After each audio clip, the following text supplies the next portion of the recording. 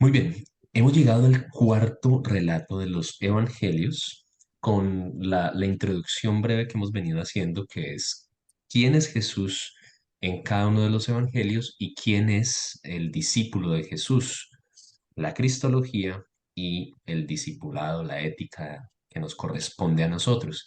Y hemos llegado al cuarto relato del evangelio, que es tanto el cuarto en orden canónico como en orden cronológico. Casi que ningún eh, autor hoy en día considera que Juan sea primero que otro de los escritos. De hecho, algunos consideran que es el último de los escritos, incluso después de Apocalipsis. Es el último de los escritos en orden cronológico que se escribe. Algunos creen que, como decíamos en la introducción, es el mismo Juan de Patmos. Otros dicen que es diferente, o sea, es diferente. Algunos llaman Juan de Patmos a Juan de Apocalipsis y Juan el Evangelista, el Juan del Evangelio. Pero esos son asuntos de los que no vamos a poder hablar mucho porque son asuntos que implican un detalle bastante minucioso que no requerimos y que no queremos tener en este momento. Lo que la mayoría piensan es que después de, o la mayoría no, pero la mayoría de posturas conservadoras piensan es que después de Juan haber estado exiliado en la isla de Patmos donde escribió el Apocalipsis, vuelve a el contexto de Asia Menor, por el lado de Éfeso, donde escribió Juan y posiblemente algunas de las tres cartas que llevan su nombre. Este evangelio es bastante particular.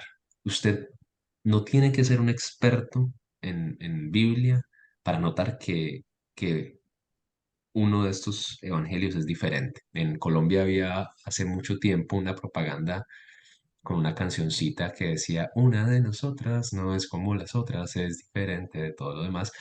Ese evangelio es el diferente. Ustedes van a notar muchas diferencias.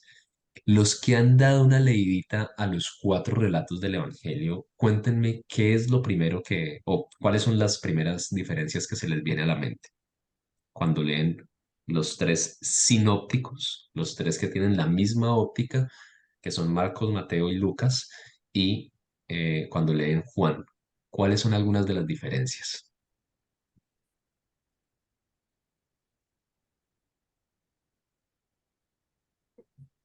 Se me bloqueó el internet, no oigo respuestas. Una de las principales diferencias está en el libro de Marcos, que es más corto y que se ve a Jesús más en acción que haciendo milagros.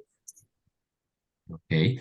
Pensando en estos tres, los tres sinópticos son bien parecidos, tienen relatos similares, pero Juan es diferente. ¿Por qué es diferente?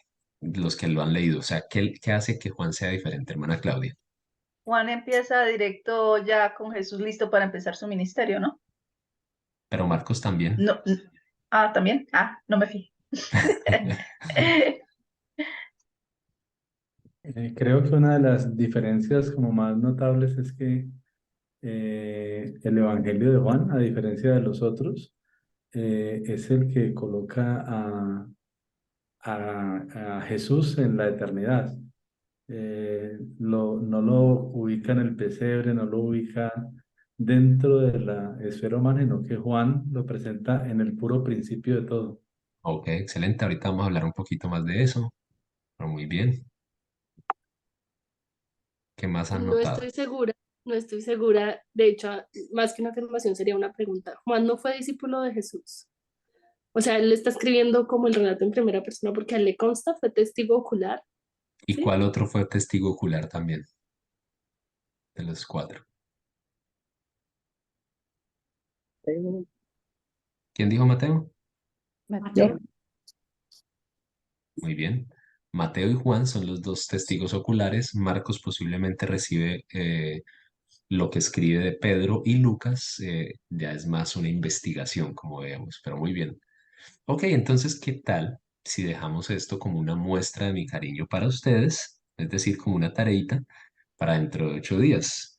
Échenle una leidita a Juan, escúchenlo mientras van al trabajo. Ahí ustedes ya pueden poner YouTube audiobiblia y escucharlo varias veces y traten de traer al menos dos diferencias que noten entre Juan y los otros tres.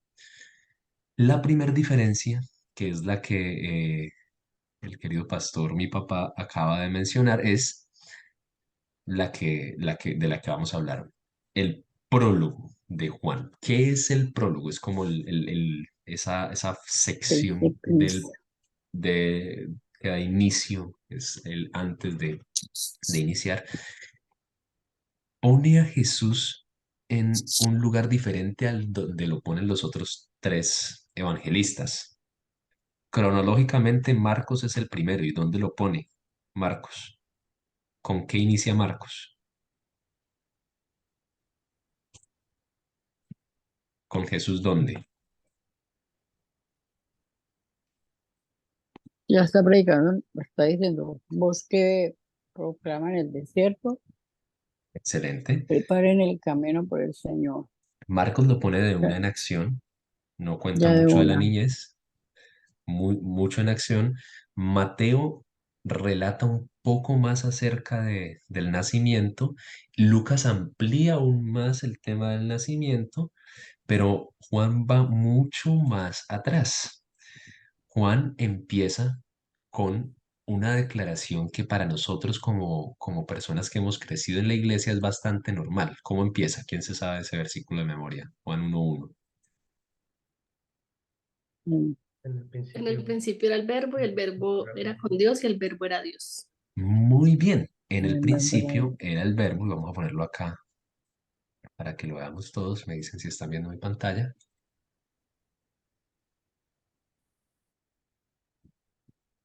Juan, En el principio era el verbo y el verbo estaba con Dios y el verbo era Dios en argé en hologos, kai hologos en prostonteos, kai teos en hologos. La palabrita logos es la palabrita, ustedes aquí ven la correlación o la relación de las palabritas, verbo, logos. ¿Cuántas veces han escuchado ustedes la palabrita verbo en ese versículo en canciones, en canciones cristianas o en muchas veces o poquitas? ¿Quién de ustedes se atrevería a Muchas, sí. muchas? ¿Qué significa eso? ¿Qué es eso de aquí, que en el principio estaba el verbo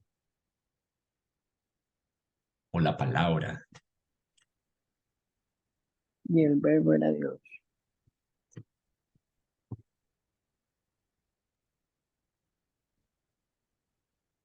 Que él existía antes de la creación. O- Pero Mm. ¿cómo definirías o por qué utiliza Juan esta palabra ¿No sé? verbo, logos, que es, o Yo siempre he pensado que como el español lo indica, el verbo es la acción, ¿no? Acción. He ido yo por ese lado siempre, ok, pero pues no sé. Generalmente se ha dicho que, pues lo que, interpretaciones que son como fuertes es que Él es la palabra creadora. Estaba en el momento de la creación y cuando se dice y dijo Dios, ahí estaba la acción, la palabra creadora, como Dios creador. ok. Entonces, noten cuando ustedes leen, muy bien, gracias, para allá íbamos.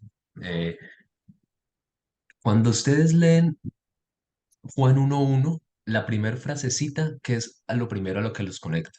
En el principio, ¿cómo completarían ustedes la frase? Si han leído la Biblia, en el principio Dios creó los cielos y la tierra. creó Dios los cielos y la tierra. Muy bien. Juan, bueno, esto es algo que quiero dejarlo a decisión de ustedes ahorita.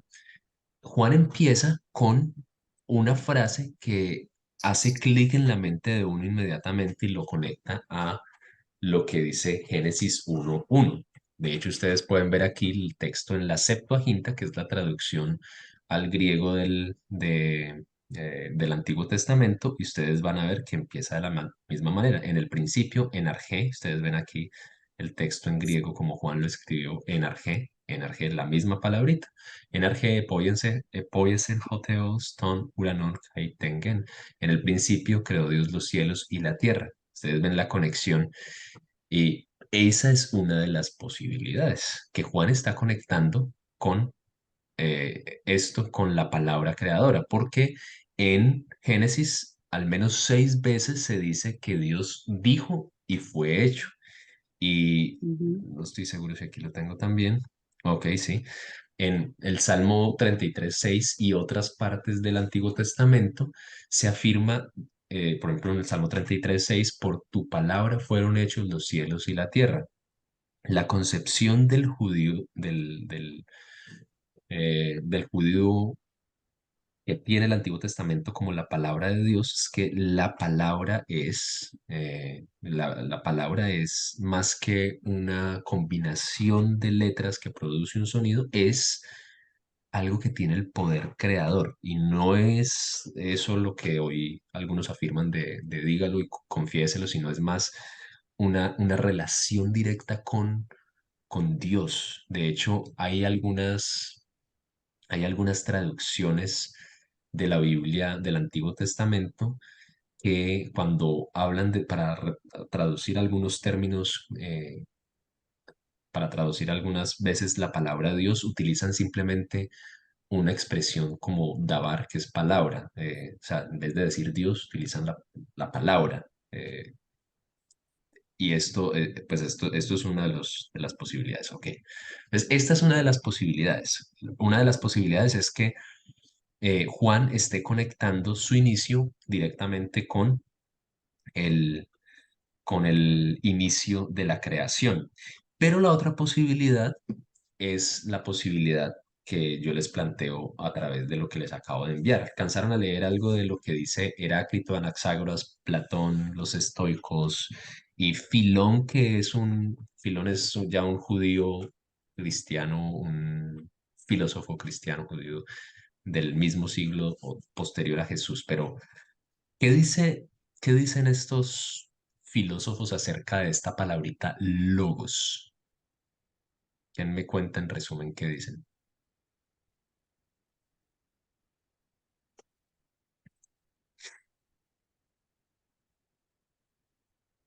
Ujú. Que es la mente, es la razón, es lo que hay detrás de todo lo creado. Ok, gracias. ¿Quién más dice algunas ideitas de lo que alcanzaron a leer?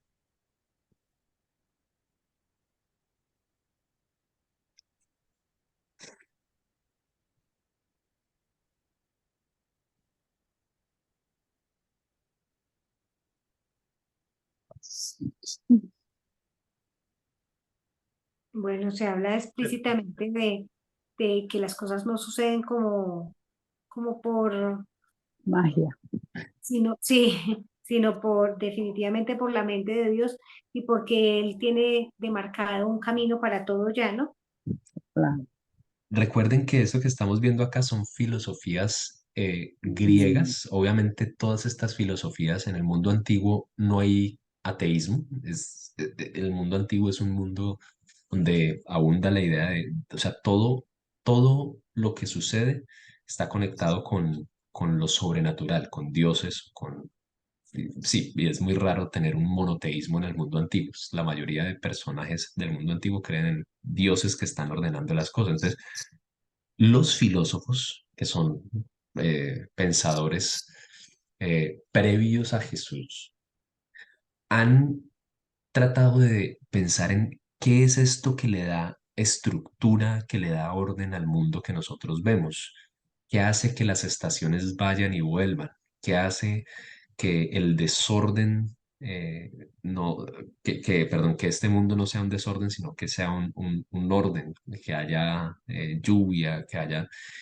Y la palabrita que ellos utilizaron fue logos, pensando en la lógica, lo que le da a esto coherencia.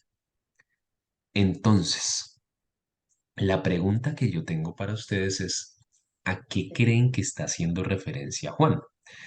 Juan podría estar tomando esta palabrita logos de el Antiguo Testamento para conectar a los lectores con lo que el Antiguo Testamento plantea como la palabra creadora, pero también podría estar conectando a sus lectores con lo que estos filósofos han dicho tiempo atrás. Tengan en cuenta que Juan está escribiendo, ¿para qué iglesias? ¿Se acuerdan? Yo lo acabé de decir ahorita.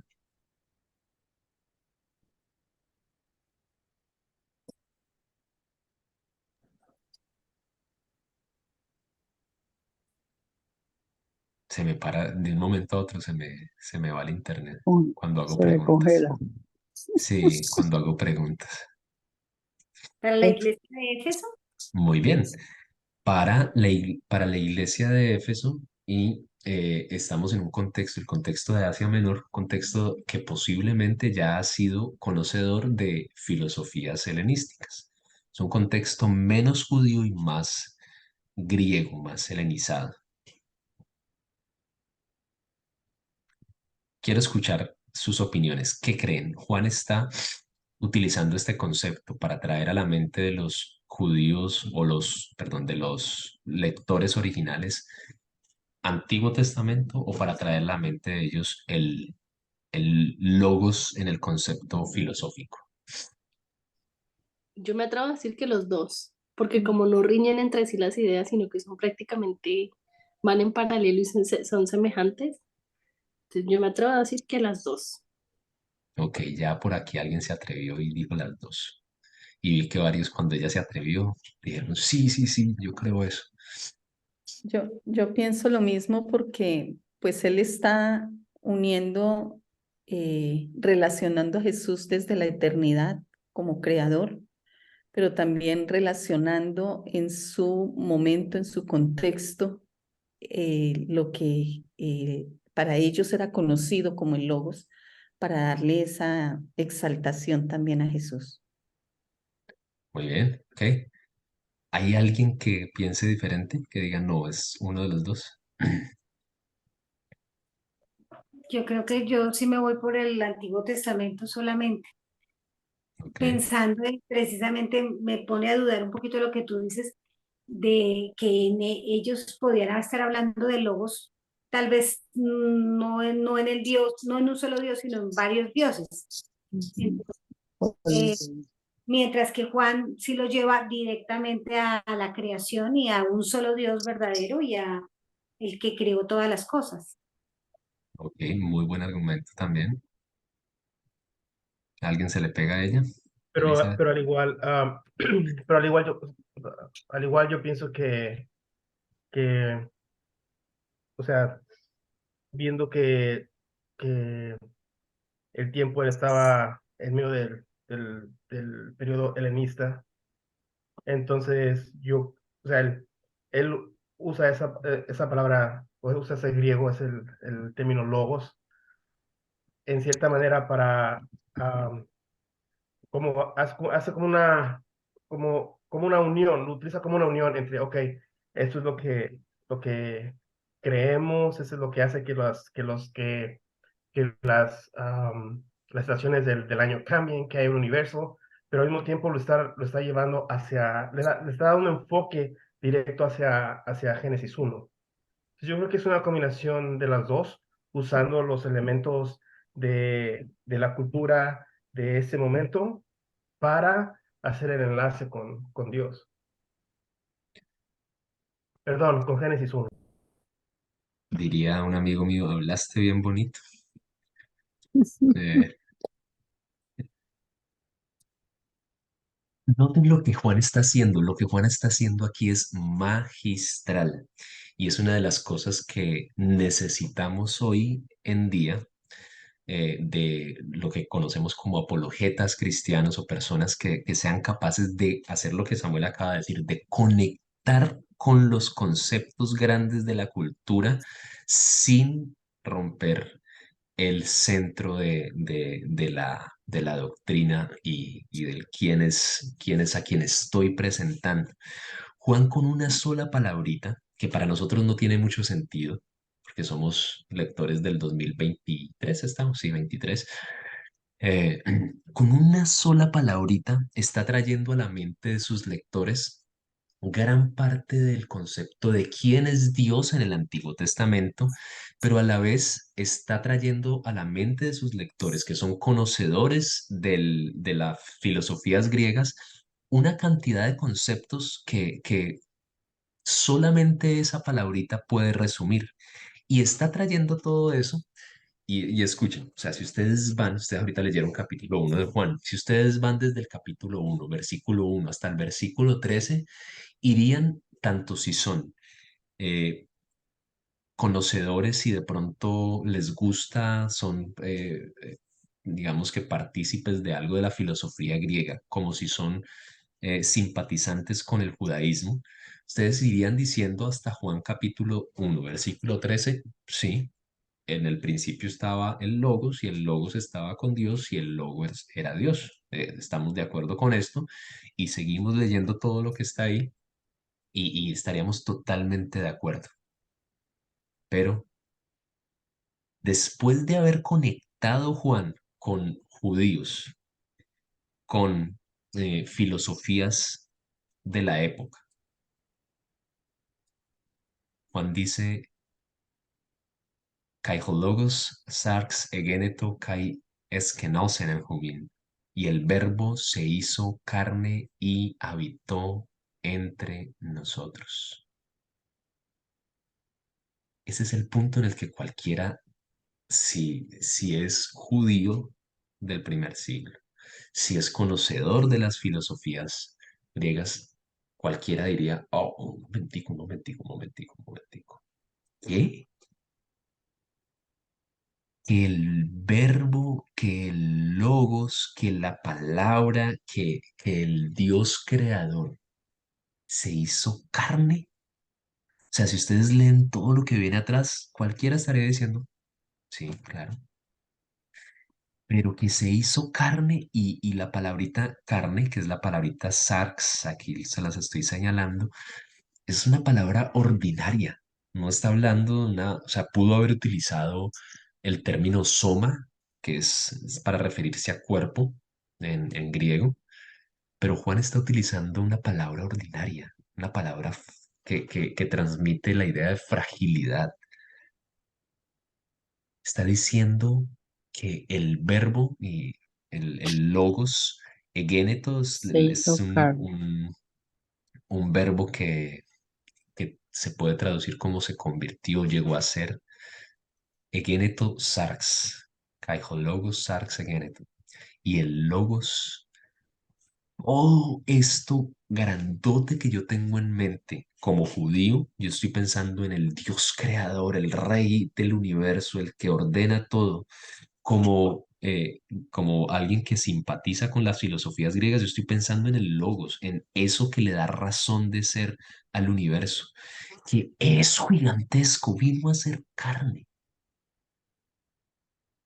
Ahí es donde cualquiera diría, ¿cómo? Y lo que dice a continuación es también bastante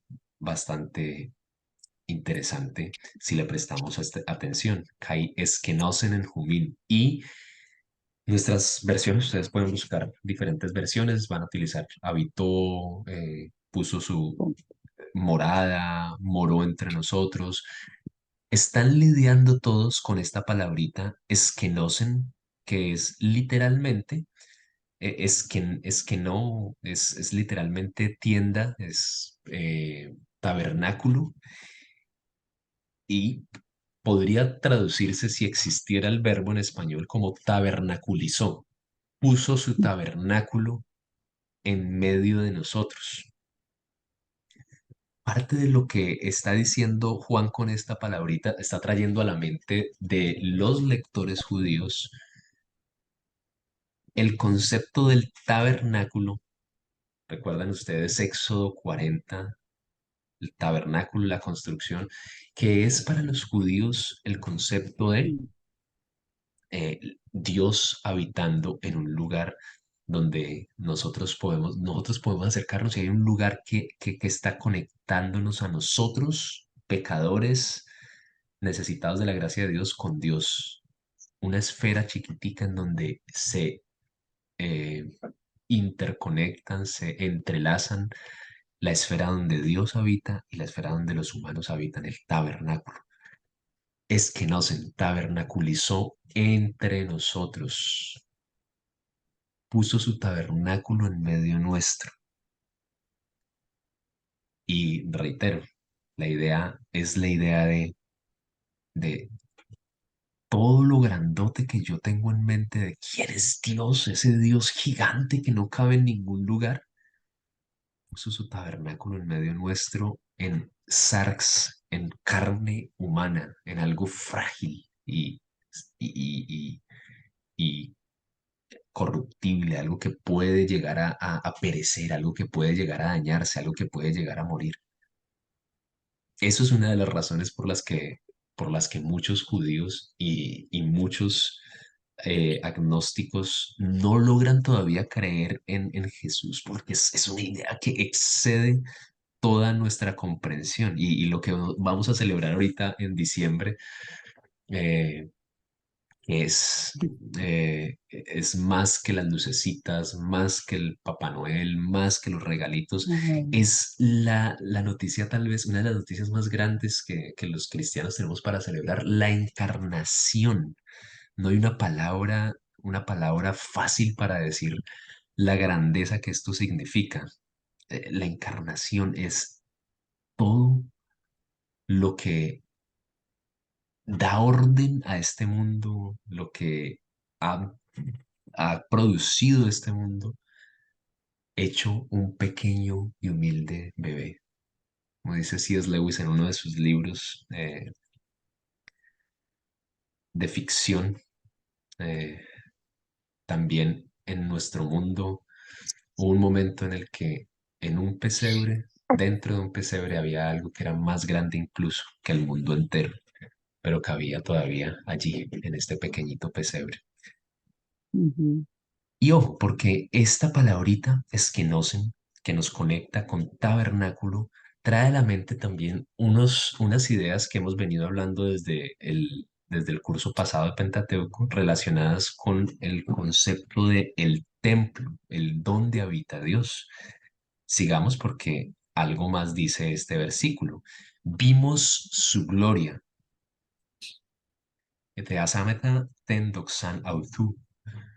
Vimos su gloria, gloria como del unigénito de Dios, lleno de gracia y Y de verdad. verdad. Y ojo, noten, todos estos relatos del Éxodo están llenos de esta palabrita doxan, la palabrita gloria, y eh, todos los relatos de templo, los relatos relacionados con el templo en el Antiguo Testamento están llenos de este concepto de la gloria de Dios, la gloria de Dios. Recuerden qué pasa en Éxodo 40 cuando se construye el tabernáculo. Hay una nube y vieron Se la cubre, la gloria de Dios. la gloria de Dios está allí. Cuando Salomón, Primero de Reyes, capítulo 8, construye el templo, hay una oración y algo sucede. ¿Qué pasó? La gloria de Dios llenó el templo. La gloria de Dios llena el templo, de manera que todos tienen que salirse. Ujú. Ezequiel y los profetas que están previos a la deportación, pero en especial Ezequiel, que tiene un énfasis bastante fuerte en el templo. Ezequiel capítulo 8 al 11 va a contar algo que para los judíos es una de las peores noticias en ese momento. Ezequiel capítulo 8 va a mostrar cómo el templo se ha corrompido de tal manera que la gloria de Dios sale y abandona ese templo. Mm. La gloria de Dios abandona el templo y muchos de los profetas, incluido Ezequiel, Ezequiel empieza antes de la deportación y termina después de la deportación, Muchos de los profetas, incluido Ezequiel, van a plantear la promesa de un templo en el que la gloria postrera será mayor que la primera. ¿Han escuchado esa frase? Ujú. Y espero que no la hayan escuchado en algún momento cuando están recaudando fondos para levantar un edificio. La gloria mayor será mayor, la gloria postrera será mayor que la primera. La promesa. Los judíos retornan a su tierra para construir el templo, ¿cierto? Ujú. Retornan a su tierra, reconstruyen el templo y ¿quién es el gran ausente en esa Dios, reconstrucción del templo? Dios. ¿Hay algún momento en esa reconstrucción del templo en el que la gloria de Dios vuelva a aparecer? La gloria del Dios no apareció. Ustedes pueden leer Esdras después de la reconstrucción del templo. Hay llanto, algunos califican ese llanto como una evidencia de la antigua generación que sabe que este templo no es el cumplimiento de la promesa. Otros lo ven como la nostalgia propia del haber retornado. Pero el punto es que ninguno de los relatos nos presenta una gloria mayor. Y los profetas veterotestamentarios terminan todavía con la esperanza de hay algo más que va a pasar. Y Juan nos dice que el Logos, el Dios creador del universo, ahora pone su tabernáculo en medio nuestro y vimos su gloria. Lo que Juan está diciendo como testigo ocular de Jesús no es simplemente que vieron a un buen maestro, a un profeta, como habían visto algunos otros. Está diciendo que vieron el templo de Dios prometido, que está diciendo que vieron esa esa segunda gloria que sería mayor que la postrera. Ese es el anuncio de Juan cuando dice, vimos su doxan, vimos su gloria, vimos la gloria de Dios que estuvo ausente en la reconstrucción del templo. Esa es la forma hermosa en la que Juan abre. Si ustedes leen más adelante, ahí mismo en el capítulo 1, versículo 18, van a leer algo como, a Dios nadie lo ha visto, trayendo a la memoria el texto, los textos de Éxodo donde dice, nadie puede ver a Dios, Ujú. pero nosotros, el unigénito de Dios, que es Dios y que vive con Él en íntima comunión con el Padre, nos lo ha dado a conocer. Con- Esa es la forma en la que Juan abre presentándonos a Jesús como el Logos, pero que viene a habitar en nosotros, en medio de nosotros, que viene a hacerse uno de nosotros, que viene a hacerse carne, que viene a, de alguna u otra manera, reemplazar la expectativa de un templo como edificio físico. Viene a ser el mismo, el templo viviente de Dios. Por eso en Juan 2, cuando le dicen a los judíos que qué señal puede hacer él, él dice, destruyan este templo y en 3 días lo levantaré. Y Juan es mucho más claro que los otros tres evangelios en decir Jesús se estaba refiriendo a su propio cuerpo. Cuerpo, su muerte.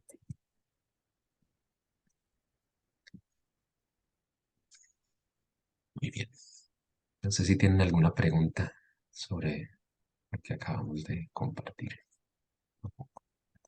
Muchas preguntas, pero no hay tiempo. Muchas, pero muy interesante la gloria de Dios. Debemos dejar que esté siempre en nuestros corazones, que sea loco. Yo creo que la clave, o no clave, sino lo que hace que, o sea, es la parte de la encarnación, es lo que lo hace ser más palpable, más ok, ah, no solamente es el Dios que existía y que creó el universo, sino ese Dios está Entonces, entre nosotros. el- Entonces, o sea, el puente ya no es, oh sí, yo sé que Dios está allá, pero o sea, al decir Juan que el verbo se hizo en carne, o sea, y habitó entre nosotros, es de que ese mismo Dios estaba aquí con nosotros, lo pudimos ver, o sea, se puede tocar, se pudieron convivir con eso, entonces eso es lo que hace aún más grande estos primeros versos que estamos leyendo, ¿no? Creo que es la parte de encarnación, o sea, lo hace ser real, lo hace ver tangible, no sé si me explico. Sí, Sam, sí, total.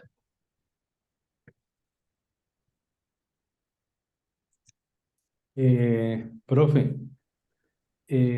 cuando Pablo habla en sus cartas acerca de la revelación del misterio, definitivamente esto es parte de lo que para nosotros es como lo que nos es velado, y lo que Juan revela ahí es lo que Pablo habla como el misterio eterno, oculto, revelado a través de ese Logos encarnado. Pues no estamos en Paulinas. No, mentiras. Eh, Ah, ¿verdad que nos toca esperar a Paulín? Ay, no, pero pastor. creo que parte de lo que, o sea, Eh, parte de lo que Pablo va a estar presentando como una lucha que él tiene, y, y lo digo aprovechando esta coyuntura que está sucediendo con Israel y Hamas, y todas las posturas cristianas que en este tiempo se empiezan a levantar sobre nuestra relación con el Israel geográfico como nación. Una de las cosas que vamos a ver a Pablo haciendo todo el tiempo es luchando con eso, con qué pasó con las promesas de Dios a Israel. Y una de las cosas que él va a decir una y otra vez es el dolor que tiene en su corazón. Algunos teólogos lo han llamado como hacer teología de rodillas, orando con el dolor de su corazón por sus hermanos, por sus compatriotas, por los que él está viendo rechazando abiertamente al Mesías. Y una de las cosas que él dice en cuanto a relacionadas con el misterio, y otra imagen que él utiliza es el velo que hasta ahora los judíos tienen. todavía no.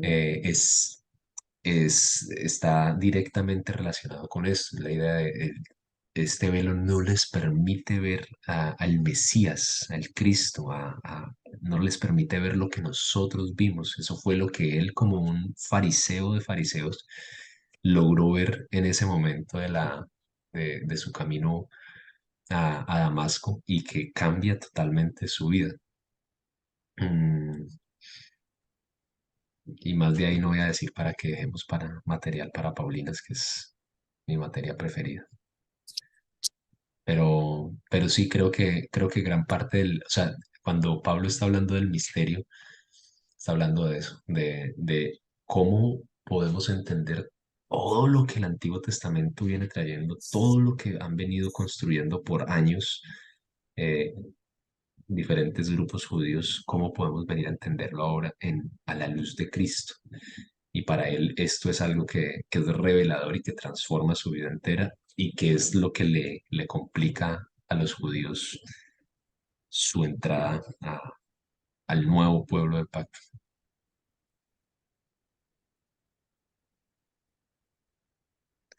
Y dentro de 8 días vamos a hablar un poquito más de la relación de este prólogo con quiénes somos nosotros como discípulos, y cómo nos entendemos en relación con el pueblo de Israel.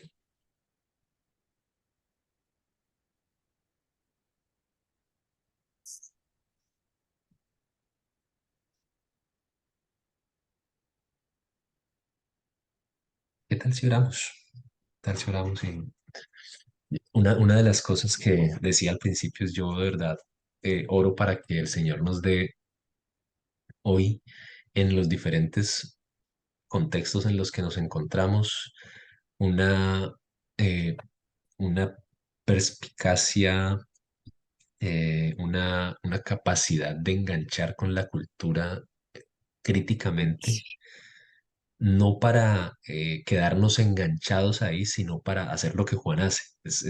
A mí me parece que es algo majestuoso, el enganchar, pero no para quedarse ahí, que es lo que muchas teologías posmodernas hacen, que es simplemente conectar y quedarse conectados, pero no traer a la, es, esa capacidad de decir vamos a conectar con esto, pero para confrontar. Hay una relación siempre directa entre la conexión con la cultura y cómo se confronta, cómo se confrontan ideas que se tienen a la luz de la verdadera revelación bíblica, que es algo que hoy necesitamos.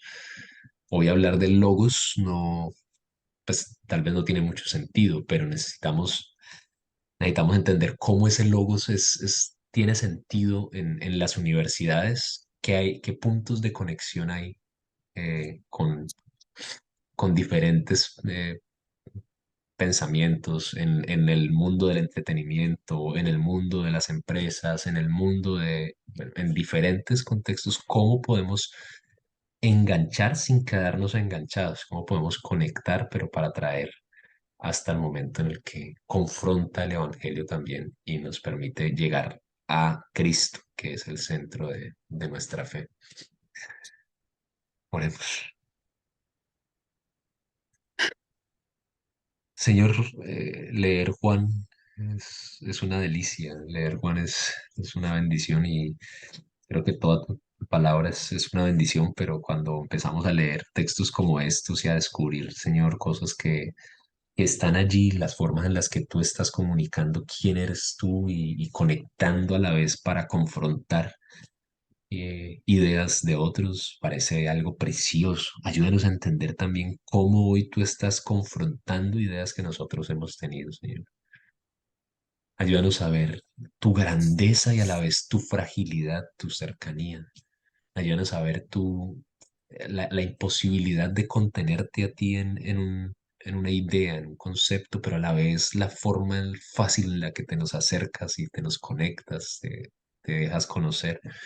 Qué complejo eres, Señor, qué difícil es entender quién eres tú. Padre, líbranos, líbranos, líbranos de la idolatría que hemos, que hemos cultivado por tantos años a los templos físicos, a los edificios. Ayúdanos a volver nuestra mirada a ti, a bendecirte, a agradecerte por los edificios, pero dejar que estos sean un vehículo por el que te adoramos a ti y no se conviertan en el fin mismo. Ayúdanos a recordar que tú eres el Verbo encarnado, el que puso su tabernáculo entre nosotros. Tú eres el cumplimiento a esa promesa de que la gloria postrera sería mejor, sería mayor que la primera. En ti los discípulos pudieron ver esa gloria. Ayúdanos hoy a verla nosotros también, que vivimos deslumbrados por glorias tan pasajeras. Te suplico, Señor, que nos equipes como siervos tuyos para hacer lo que Juan hace con tanta belleza, con tanta precisión, con tanta sabiduría, para conectar con la cultura sin quedarnos allí conectados, para conectar con conceptos culturales, pero trayéndolos a ti, dejándolos que el Evangelio confronte lo que tú estás presentando, confronte las idolatrías culturales, las mentiras que hay a nuestro alrededor. Enséñanos a presentarte de una manera pertinente, pero sin nunca eh, negociar, sin nunca perder el centro de quién eres tú.